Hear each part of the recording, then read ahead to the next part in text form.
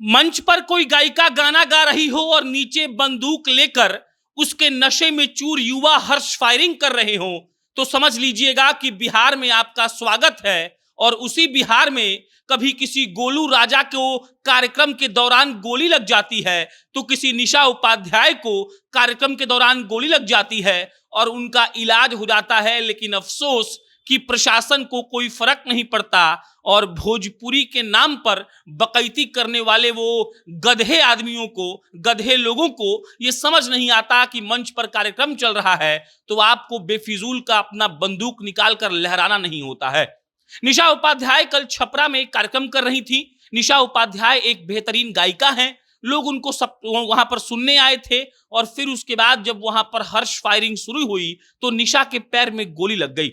निशा का इलाज पटना में चल रहा है और ऐसा नहीं है कि यह कोई पहली बार हुआ है। इससे पहले हमने देखा था कि गोलू राजा के हाथ में गोली लगी थी और गोलू राजा भी किसी कार्यक्रम में प्रस्तुति दे रहे थे और वहां हजारों लोग गोलू राजा को सुनने आए थे। हम भोजपुरी की बात करते हैं और जब भी ये बात करते हैं कि भोजपुरी आगे काहे नहीं बढ़ रहा है, भोजपुरी अश्लीलता से काहे नहीं निकल पा रहा है, तब हम ये भूल जाते हैं कि जो भोजपुरी के उदंड दर्शक हैं उनको सिर्फ और सिर्फ गोली और गाली से बात करना आता है। इसके अलावा आप उनको कुछ भी बोल दीजिए, उनको कुछ भी समझ में नहीं आएगा। एक लड़की सोचिए कि मंच पर गाना गा रही थी और कुछ उदंड लोग बंदूक हाथ में लहरा रहे थे। छपरा की बात है ये, सारण में वो लड़की प्रस्तुति देने गई थी और लोग ये भूल गए कि उसका गाना सुनने के लिए वो आए हैं और वो लोग कट्टा निकाल कर लहराने लगे और जब उन्होंने अपना आपा खो दिया तब उसमें से गोली चली और गोली भोजपुरी सिंगर निशा उपाध्याय के पैर में जाकर लग गई। निशा उपाध्याय फिलहाल तो ठीक है, मतलब कि बच जाएंगी, लेकिन आप सोचिए कि अगर ऐसा ही चलता रहा तो क्या बिहार में कोई कलाकार कार्यक्रम करने के लिए आना चाहेगा? देखिए, थावे महोत्सव में हिमेश रेशमिया आए थे। इसके अलावा हमने देखा है कि बॉलीवुड के या फिर आप कह लीजिए साउथ के सुपरस्टार बिहार में आते हैं, लेकिन जब ये खबर उन तक पहुंचेगी तो क्या वो लोग ये हिम्मत जुटा पाएंगे कि वो फिर से यहां पर आ पाए? इसी बारे में आज चर्चा करेंगे, लेकिन उससे पहले नमस्कार स्वीकार करिए। मेरा नाम प्रशांत राय है। ये वीडियो कान्हा सेल्स के द्वारा प्रायोजित है। कान्हा सेल्स बिहार का एक ऐसा फर्नीचर का ब्रांड है जो बहुत ही कम दामों में अच्छा फर्नीचर देता है। ये लोग पैकेज में डील करते हैं। अगर आप 50,000 रुपए का पैकेज लेते हैं तो उसमें आपको पलंग, सोफा और ड्रेसिंग के साथ साथ 12 और फर्नीचर मिलते हैं। अगर आप 78,000 वाला पैकेज लेते हैं तो पलंग, सोफा, ड्रेसिंग के साथ साथ आपको कूलर, फ्रिज और वॉशिंग मशीन मिलता है। इनकी सबसे अच्छी बात यह है कि बिहार, झारखंड और उत्तर प्रदेश में ये लोग फ्री ऑफ कॉस्ट डिलीवरी करते हैं, मतलब कि आपके घर पर फर्नीचर पहुंचा दिया जाएगा। और आप ये मत समझिएगा कि ये लोग कम दाम में फर्नीचर दे रहे हैं तो इनका प्रोडक्ट खराब है, इनका क्वालिटी खराब है।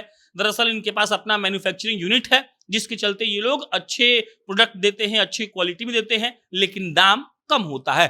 अब लौटते हैं भोजपुरी इंडस्ट्री पर। भोजपुरी इंडस्ट्री कभी चोली, लहंगा, साया, ब्लाउज में उलझा रहता है और उसके बाद जब कई लोग प्रयास करके इसको वहां से निकालने का प्रयास करते हैं तब ये लोग गोली बंदूक पर उतर आते हैं। ऐसा कई बार हुआ है। हमने देखा है कि शादी में नए नए लड़के अपने हाथ में बंदूक लेकर लहराते हैं और उसके बाद अब भोजपुरी के कार्यक्रम में जहां पर अच्छे अच्छे कलाकार प्रस्तुति दे रहे होते हैं वहां पर बंदूक निकालकर ये लोग गोली चला देते हैं। निशा उपाध्याय को पैर में गोली लगी, भगवान का शुक्र है कि वो बच गई, लेकिन जरा एक बार सोचिए कि गोली कहीं छाती में लग जाती, कहीं माथा पर लग जाता तो अफसोस के साथ ये खबर कहना पड़ता कि निशा उपाध्याय नहीं रही। लेकिन ये सारी बातें भोजपुरी के वो उदंड दर्शक कभी समझ नहीं पाएंगे। उनके लिए बंदूक निकालकर भरी सभा में, भरे माहौल में जहां पर कोई गाना गा रहा है, बंदूक से गोली चलाना गर्व की बात है। लेकिन असलियत यह है कि जब भी हम बिहार के छवि की बात करते हैं तो बिहार के छवि यही लोग खराब कर रहे हैं। इनको बंदूक निकालकर यह दिखाना होता है कि मेरे पास दुनाली है, मार के कट्टा ठोकिए देंगे और उसके बाद आपको टुनटुन यादव का गाना याद करना चाहिए, मारे सिक्सर के 6 गोली छाती मेरे। और यही काम बिहार में हो रहा है। कुछ भी कह लीजिए आप, हम बदलने वाले नहीं हैं। कोई कलाकार, कोई सुपरस्टार बिहार में आने से पहले 100 बार सोचता है कि वहां का माहौल कैसा होगा, सेफ्टी के लिहाज से वहां क्या क्या होगा, लेकिन अफसोस कि सिर्फ सोच कर रह जाता है, प्रशासन कुछ नहीं करती है।